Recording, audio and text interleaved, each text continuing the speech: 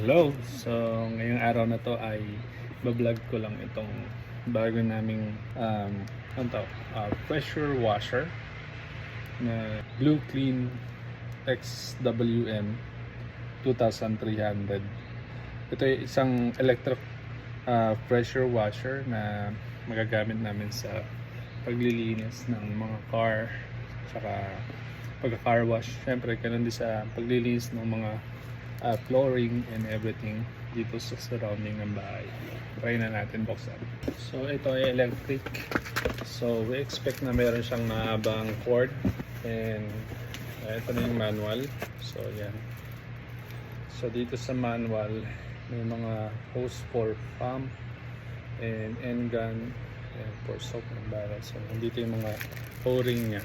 Mahalaga yung o-ring kasi yan yung para hindi leak yung mga water. Tignan muna natin yung pinaka-unit. So meron siyang kasamang wheels. Ito yung pinaka-hose. Labas natin yung pinaka-unit. So ito yung unit. Ayan. Naka-bubble wrap siya. So ito yung mahabang wire. And meron siyang ito. I think this is for kapag ano siya, ilalagay mo sa wall. Pwede mo siyang i-implant sa wall para hindi na siya natatanggal. And ito yung mga nozzles niya para sa dulo para malakas yung pressure. And syempre ito yung pinaka-gun. So mamaya natin i-check ko paano i-assemble. And ito yung sinasabi ko sa inyo. Dito ito yung sa wall. So para hindi na siya matatanggal, sa wall na lang siya. Para pag nagwa-wash kayo, naka-stay na siya sa wall. Pero meron din siya mga wheels. Ito, para kapag gusto mo naman di-alis, meron siyang gulong. So I think ito rin ay para sa bracket para sa wall. So mostly yun lang yung, at least yun yung pinakalaman ng box. Pero ibabalik ko muna yung iba. Hindi muna natin siya ilalagay sa wall. Pero ito yata ay yung sige, mamaya i-figure out ko muna. Sige. Patayin ko muna to. I-figure out ko muna doon sa manual ko paano siya i-assemble. Alright. Ito na ulit. So, na-figure out ko na kung paano i-assemble. So, ito pala ay yung pinaka-patungan niya. So, sabi dito, kailangan ilagay yung mga gulong dito sa pinaka-base niya. So, ito yung mga gulong. May 4 na gulong siya. So, napaka lang naman. As is lang naman. Pag lalagay mo siyang ganon, ipo-forward mo lang. Ayan yun na yun. So, wala nang screw kasi ito naman ay masikip na siya agad. And 4 yan, ito pa yung isa. So ayun, tapos ito pala meron ditong bakal. Ito pala tong bakal na to, ito ngayon sa mount ng wall.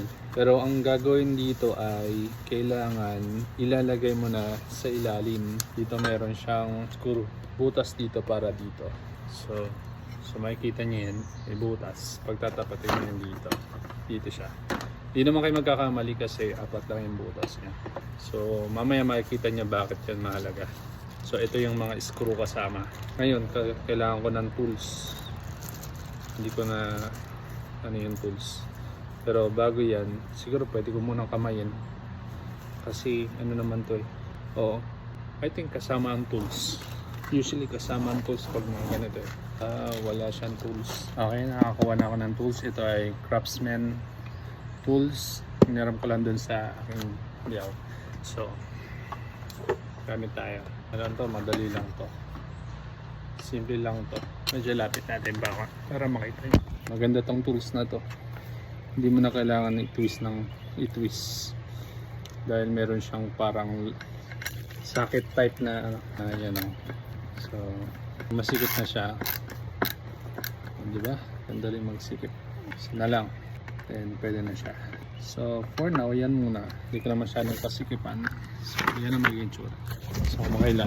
Para makita nyo lang naman. For the sake na makita nyo. So now, ilalagay na natin yung yan.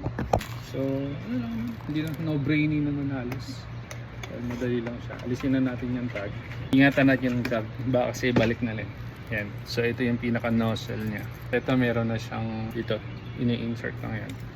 Tapos dito sa kabila nilalagay yung pinaka tube ng bala ng barel. And then, ayan. Dito yan. So meron na siyang o-ring. Lalagay lang natin na parang ganito. Hindi, ito yung iniikot. So ikot mo siya. So kahit hindi na to kailangan ng tools. Kamay lang. Yan, okay na yan. Siyempre, dito, ito naman yung pinaka hose ng barrel. So, sirain na natin kasi maka-plastic pa eh. Bagong-bago eh. Yan. So, tignan natin. I think ito ay dito. So, ito yung pinaka-pasukan ng tubig. Dito yung inlet. So, may o-ring din yan. So, makikita nyo may o-ring. Malagay yung o-ring, huwag nyo iwawala. Kasi, yan yung magpe-prevent ng backflow ng tubig tsaka mag-leak. So, maganda. Huwag nyo iwawala. I think baliktad. So, ito yata yun. Ayaw. Ayun. Kailan pala insert mo ba? I-forward mo ganun. Tapos, bago mo siya ikot. Ayun. Pumasok na. So, kailangan mo lang pala i-push.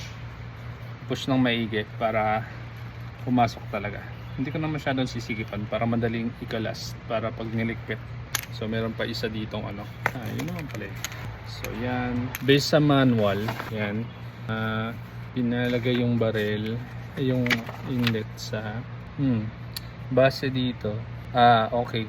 So, yung pinaka hose doon, tapos yung pinaka pressure hose dito sa kabila, sa number 2. Dito tayo sa kabila. Ikot ko lang. So, dalawa yan dito. So, dito yung outlet niya. Dito yan, I guess. Dito. Yan. Yan dyan yan. Tapos dito na yung pinaka magiging hose. Mamaya kukunin ko yung hose. And popost ko muna. And then siya. Pero kung ayaw nyo nang may sabon, pwede namang ito lang. So water lang ito pag walang sabon. So ito ay ano naman, natatanggal. So mamaya i-demo ko sa inyo. I-set up ko muna. Ito pa pala yung mga nozzle niya. So try muna natin yung ano, high pressure nozzle. Nakalagay naman yan dito kung ilang PSI. So ito yung mga yan o. Yan o. May kanya-kanyang PSI to. For now, ito muna yung gagamitin natin. So madali lang to. Ipupush mo lang ganyan. Ipupush mo to backward. Ito, gumagalaw tong ito. Backward and then pupush mo yung ganyan. Tapos push forward. Yan. So nakalock na yun. So try ka lang muna. Okay, so ngayon i-demo ko lang sa inyo kung paano ito nilalagay itong hose. Ito yung pinaka-hose dun sa water supply. At dito mo ilalagay yan sa parang nozzle dito. So ito yung inlet ng water. So madali lang din. No brainy lang. Just insert and rotate counterclockwise. So pag rotate mo ng counterclockwise, sikipan mo lang yan. Saktong sikip para walang leak.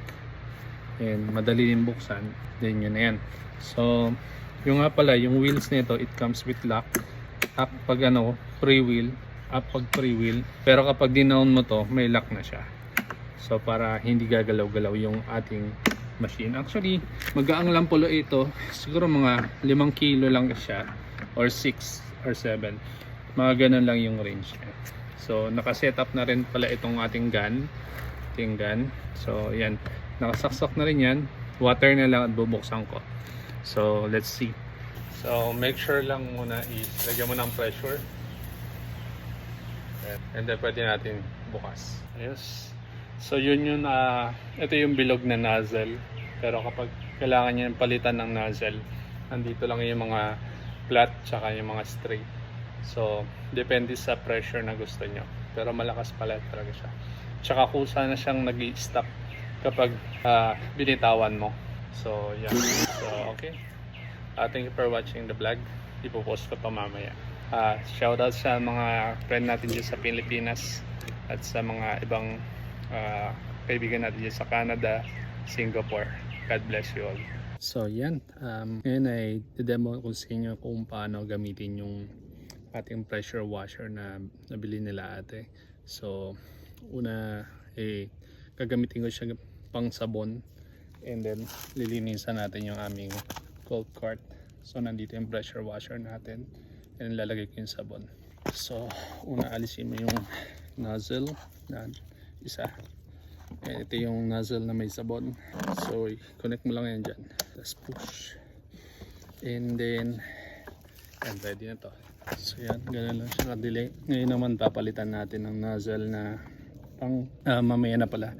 I-scrap ko muna yon and didemo ko naman sa inyo yung pambanlaw.